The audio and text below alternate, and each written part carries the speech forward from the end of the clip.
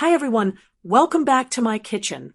Today I'm sharing a recipe that's not just delicious, but also incredibly healthy and easy to make: steamed chicken roast. If you're someone who loves the juicy tenderness of roast chicken, but wants to avoid heavy oil or deep frying, then this recipe is perfect for you. By using a steaming method after a light fry, you'll get chicken that's bursting with flavor, beautifully aromatic, and still wonderfully moist. It's a great option for family dinners, weekend gatherings, or even a special lunch to impress your loved ones. What makes this recipe even better is that it's packed with spices and marinated deeply, so every bite is flavorful.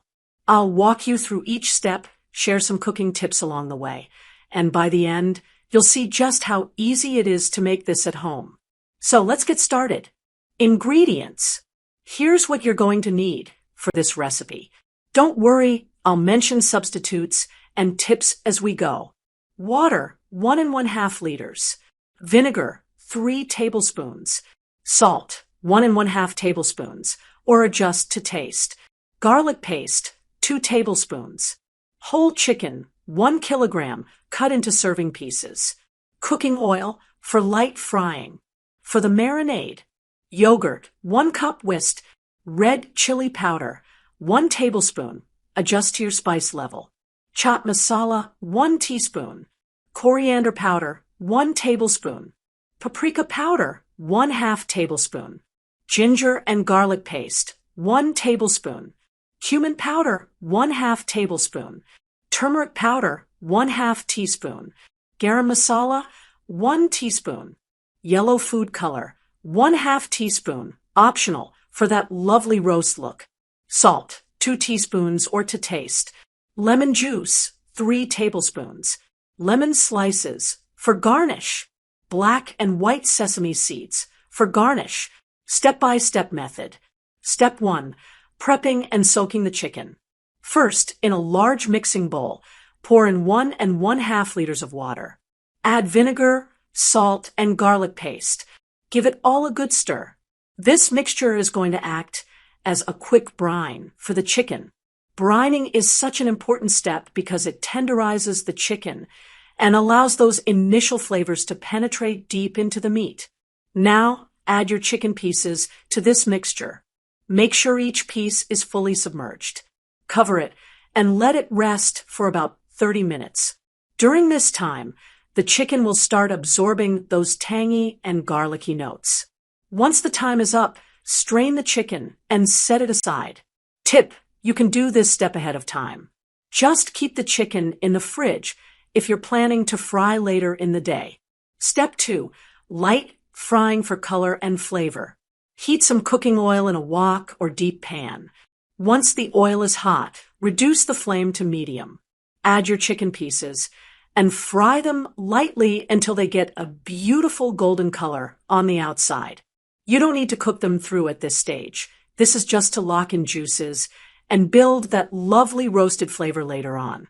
Take out the chicken pieces and set them aside on a plate lined with paper towels. You'll see they're already looking amazing with that golden crust. Step 3. Preparing the marinade. Now let's move on to the marinade, which is the soul of this recipe. In a clean bowl, add 1 cup of whisked yogurt. This acts as the base and helps keep the chicken tender and moist while steaming. Add red chili powder, chaat masala, coriander powder, paprika powder, ginger and garlic paste, cumin powder, turmeric powder, garam masala, yellow food color, salt, and fresh lemon juice. Whisk it all together until you have a smooth, vibrant marinade. The aroma at this stage is incredible, spicy, tangy, and rich. Step 4. Marinating the chicken. Add your fried chicken pieces into this marinade. Coat them really well, making sure every piece is generously covered. Cover the bowl and let the chicken rest in this marinade for at least 1 hour. If you have more time, even better, marinating overnight in the fridge will make the flavors even deeper. Tip: if you like your chicken extra spicy, you can add a pinch of crushed red chili flakes or a little more paprika at this stage. Step 5. Setting up the steamer. Now for the fun part, steaming. In a large pot, add water and bring it to a boil. Once the water is boiling, place your steamer on top. Line the steamer with a sheet of butter paper to prevent sticking. Arrange your marinated chicken pieces on the butter paper. Scatter some lemon slices on top for that zesty aroma. Sprinkle black and white sesame seeds for a subtle crunch and a beautiful finish. Cover the steamer with a lid. Cook on high flame for about 4 to 5 minutes so the steam builds up. Then reduce the flame to low and let the chicken steam gently for 35 to 40 minutes. During this time, the chicken will cook through while staying tender and juicy, and all those spices will infuse deep into the meat. What makes this steamed chicken roast so special is the combination of techniques. First, you brine, which keeps the chicken moist. Then, a light fry gives it that initial color and flavor. Finally, steaming makes it healthier than traditional deep frying or heavy roasting. You get the best of both worlds. Crispy edges from the frying step and succulent, flavorful meat from the steaming step.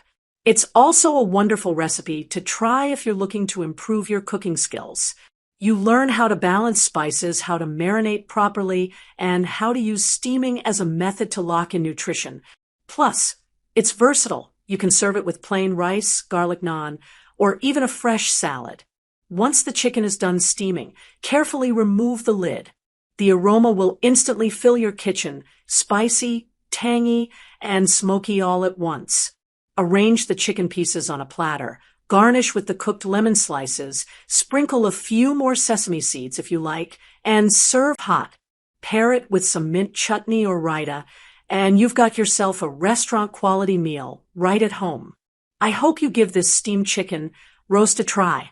It's a great recipe to make when you want to impress your family or guests without spending hours in the kitchen. If you follow these steps, I promise you'll end up with juicy, flavorful chicken every single time. If you enjoyed this recipe and want more dishes like this, whether it's healthy meals, quick snacks, or traditional classics, make sure to check out the other videos on my channel. I share easy-to-follow recipes every week to help you cook confidently at home. Thank you so much for watching.